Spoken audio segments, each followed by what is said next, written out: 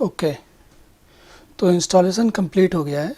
अब हम रीबूट करते हैं।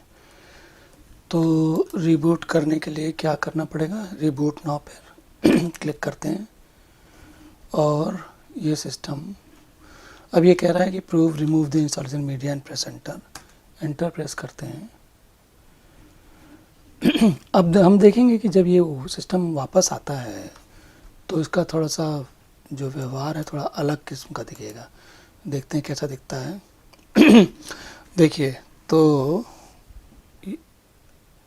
थोड़े अलग काम कर रहा है। ये पहले वाले जो काम करते थे इसमें खास करके देखिए, अभी ये सिस्टम पे आया तो अभी हम लोग एस प्रकाश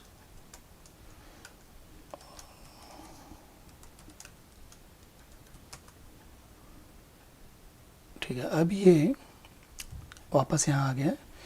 और अगर हम देखिए इसमें थोड़ा सा लैग है, सिस्टम में धीरे चल रहा है। तो अभी हम W कमांड ज़रा देते हैं तो ये क्या बता रहा है, देखिए 0.55 ओके। अगर हम फ्री कहते हैं तो देखिए क्या कहता है ये, तो 1 गीगाबाइट टोटल रैम है हमारे पास उसमें, और स्वैप हमारे पास 1.8 गीगाबाइट। तो दो ऑलमोस्ट 2 गीगाबाइट इसने, दो नहीं, 2 से कम 1.5 गीगाबाइट इसने 1.5 टाइम्स स्वैप ली है रैम के साथ साथ। यूज्ड मेमोरी इसमें 96,460 है अभी, और फ्री जो है अभी बहुत सारी खाली है, काफ़ी सारी खाली है। तो ये सिस्टम 1 गीगाबाइट रैम पे ये 1804 आराम से चलेगा। एक कमांड और होती है टॉप। अगर हम इसको टॉप को चलाते हैं तो ये देखो दिखा रहा है, ये ऊपर सामने ऊपर देखिए टॉप में ये कितने एक यूज़र है। लोड एवरेज 0.241506 है। इसका मतलब ये हुआ कि ये एक होता है, इसका मतलब फुल लोड हो गया, क्योंकि हमारे पास एक सीपीयू है ना, केवल एक सीपीयू है यहाँ पर, इसलिए ऐसा है। अगर ज़्यादा सीपीयू होती तो ये थोड़ा सा लोड कैसा क्या होता है वो भी समझेंगे। पर ये यूनिक्स सिस्टम की, लिनक्स सिस्टम के प्रोसेसेस ही दिखा रहा है अभी कौन कौन सी प्रोसेस चल रही है। अब देख रहे हैं ये जो एस प्रकाश है, ये जिस यूज़र से हम लॉगिन किए हैं वो टॉप चला रहा है। ये देखिए टॉप कमांड चल रही है दाईं तरफ, और बाकी सब कुछ रूट चला रहा है ना। लेकिन सिस्टम में अभी रीजनेबल जान बाकी है। मतलब ये कि देखिए अच्छी खासी मेमोरी खाली है इसमें, और इतना कुछ ज़्यादा मतलब चलेगा 1 गीगाबाइट में, कोई ऐसी तकलीफ़ नहीं। सर्वर चलेगा। अगर आपको याद हो तो जब मैं डेस्कटॉप चलाया था तो 1 गीगाबाइट में डेस्कटॉप हमारा नहीं चल रहा था, क्रैश कर रहा था या बहुत स्लो चल रहा था। तो ये क्या मज़ेदार बात हुई? मज़ेदार बात इसलिए है, डेस्कटॉप में बहुत सारे काम करने के लिए बनाया जाता है, जबकि सर्वर विशेष काम करने के लिए बनाया जाता है। इसको अभी हमने ज़्यादा कोई काम पकड़ा ही नहीं है।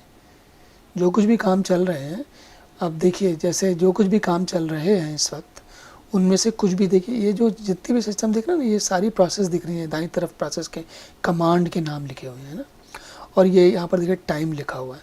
अब ये परसेंटेज CPU परसेंटेज मेमोरी बता रहा है कितनी CPU यूज़ हो रही है, कितनी मेमोरी यूज़ हो रही है।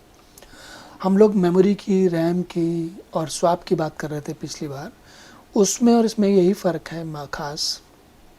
देखिए परसेंटेज CPU परसेंटेज मैम ज़्यादा नहीं यूज़ हो रही, लेकिन सिस्टम के जो उसके संसाधन हैं, वो रिसोर्सेज जो हैं वो और काम करने के लिए तैयार है। सर्वर का काम कर रहा है ये, आपने खुद खाए और खुद कमाए और खुद खाए वाला ऐसी स्थिति नहीं है इसकी। उस किसान की स्थिति नहीं है जो कि केवल अपने लिए खेती करता है।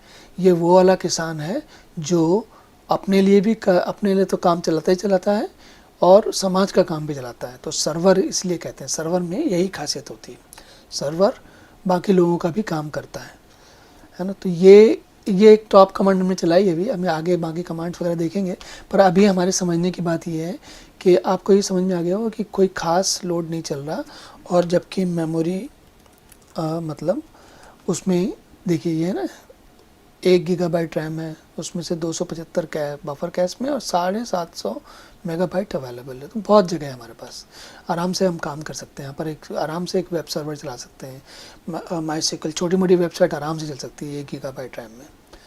इससे हमें ये भी पता चल गया कि अगर 2 गीगाबाइट रैम हो, 3 गीगाबाइट रैम हो तो ज़्यादा काम हो सकता है।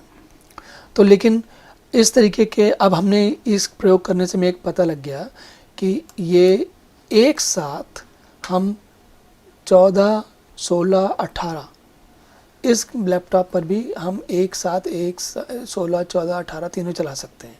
अब हमें देखना ये है कि 20 और 22 कैसा काम करते हैं। अगर वो भी ठीक से काम करें तो हम सारे लोग एक साथ चला सकते हैं, सारे सिस्टम एक साथ चला सकते हैं।